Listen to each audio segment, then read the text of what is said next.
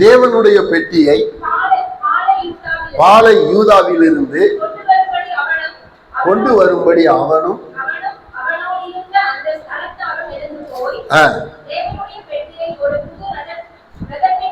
ஒரு புது ரதத்தின் மேல் ஏற்றி அப்படியே டான்ஸ் ஆடிக்கிட்டு அதை அப்படியே எருசலேமுக்கு அப்படி கொண்டு வர்றாங்க.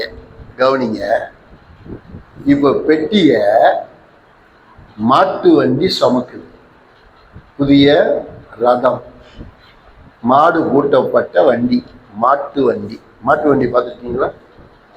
உங்க ஊர்ல இருக்கா மாட்டு வண்டி? உங்க ஊர்ல தான் கேட்கிறேன், முழிக்கல முழிய இப்ப இல்ல, பதில் சொல்லு. முறைச்சே பார்த்துக்கிட்டு இருக்கிறேன். ஆனா கிராமத்துல போனா மாட்டு வண்டி பார்க்கலாமா? ஏன்னா நான் பார்த்ததில்ல, அதான் கேட்கிறேன். எங்க ஊர்ல இஷ்டம் போல போகும் மாட்டு வண்டி, டவுன்லயே போகும், மெட்ராஸ் பட்டணத்திலேயே போகும் மாட்டு வண்டி. எங்க ஊர் அப்படி. ஆனா உங்க ஊர்ல மாட்டு வண்டியை நான் பார்த்ததில்லை, ஜாஃபனால கூட பார்த்ததில்லை. இருக்குதா? எங்கேயோ இருக்கு, கிராமங்கள்ல இருக்கு. மாட்டு வண்டியில பெட்டியை ஏற்றி கொண்டு போறாங்க. வைக்கப்படப்பு தெரியுமா? வைக்கப்படப்புன்னா தெரியுமா? என்னது வைக்கப்படப்புன்னா? வைக்கோல், வைக்கோல் பரப்பு. இந்த நெல் அடிச்சுட்டு வைக்கோலை என்ன செஞ்சிருப்பாங்க, அப்படி கூட்டி வச்சிருப்பாங்கல்ல, அதை பார்த்துருச்சா? மாடு வைக்கோலை பார்த்த உடனே அந்த பக்கம் இழுத்துருச்சு வண்டிய. வண்டி கொடை சாயுது, வண்டி சாயுது, பெட்டி கீழே விழப்போகுது.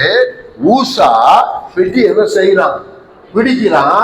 கர்த்தர் ஊசாவை என்ன செஞ்சாரு, அடிச்சாரு, அவன் செத்தான். தாவீதுக்கு பயம். என்னடா கீழே விழுகிற பெட்டியை தாங்கடா பிடிச்சான், என்னடா கர்த்தர் இப்படி அடிச்சிட்டாரு. ஏன்னா பெட்டியில என்ன இருக்குன்னு இப்ப சொல்லுங்க, மையுமை, ஆளுகை. பெட்டிய ஆசாரியன் தான் தொடணும். அது கீழே விழுந்தா விழுந்துட்டு போட்டோம், ஆனா நீ தொடறதுக்கு ரைட்ஸ் கிடையாது. இன்னொரு விஷயம் சொல்லி தரட்டுமா? ஏன் தெரியுமா கர்த்தர் ஊசாவை அடிச்சாரு? பெட்டிய மாட்டு வண்டி சுமக்க கூடாது. என்னாகம புஸ்தகம் 4:15 படிச்சா ஆசாரியர்கள் தான் பெட்டியை சுமக்கணும். இப்ப யோர்தான் பிரியும் பொழுது பெட்டிய மாட்டு வண்டி சுமந்துச்சா ஆசாரியர்கள் சுமந்தாங்களா? ஆசாரியர்கள் தான் சுமந்தாங்க. மாட்டு வண்டியா சுமந்துச்சு? பிரமாணம் என்ன தெரியுமா? உடன்படிக்கை பெட்டியை ஆசாரியர்கள் தங்கள் தோல்ல என்ன செய்யணும், சுமக்கணும். தாவீது பைபிள் படிக்கல, ராஜா தான், ஆனா பைபிள்ல வீக்கு. அதனால மாட்டு வண்டியில ஏத்திட்டான். கர்த்தர் அடிச்ச உடனே ஓபேத்து ஏதோமன் வீட்டுல பெட்டியை வச்சுட்டு வீட்டுக்கு போயிட்டான். ராத்திரியெல்லாம் தூக்கம் இல்லை. ஏன் அடிச்சாரு? ஊசாவை ஏன் அடிச்சாரு? ஐயோ ஒருத்தனை கொன்னுட்டாரு, ஏன் கொன்னாரு யோசிக்கலாம். ஆவியானவர் சொல்றாரு, பைபிள் படுற லூசு, ராஜாவா இருந்தா உன் இஷ்டத்துக்கு பெட்டிய மாட்டு வண்டியில ஏத்துவிய? பைபிளை படுறா ஒழுங்கா. பைபிளை படிச்சான். இப்ப அடுத்த 6 மாசம் கழிச்சு பெட்டியை எப்படி தூக்குறான்னு படிக்கிறீங்களா பைபிள்ல? அதுலயே 13ஆம் வசனம் படிங்க. 13ஆம் வசனம், சுமந்து போகிறவர்கள். இப்ப 3ஆம் வசனத்துல பெட்டிய மாடு சுமந்துச்சு, 13ஆம் வசனத்துல பெட்டிய ஆசாரியர் சுமக்குறான். இது எப்படி தாவீதுக்கு தெரிஞ்சிச்சு?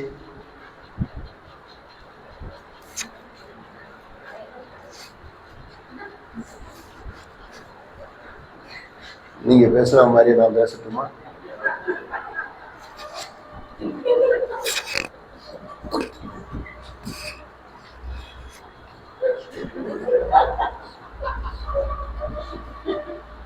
நல்லா இருக்கு.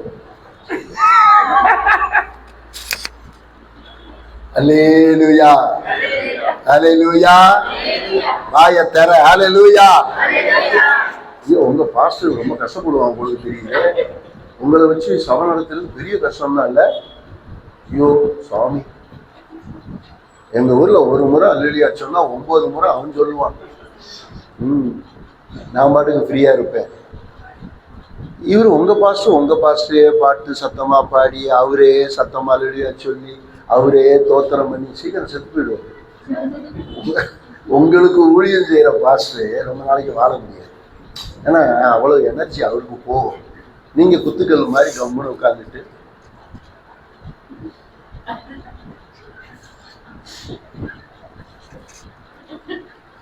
நீங்க இப்படி போயிடுவீங்க. ஆனா அவரு அப்படி ஆராதனை செய்ய முடியாது.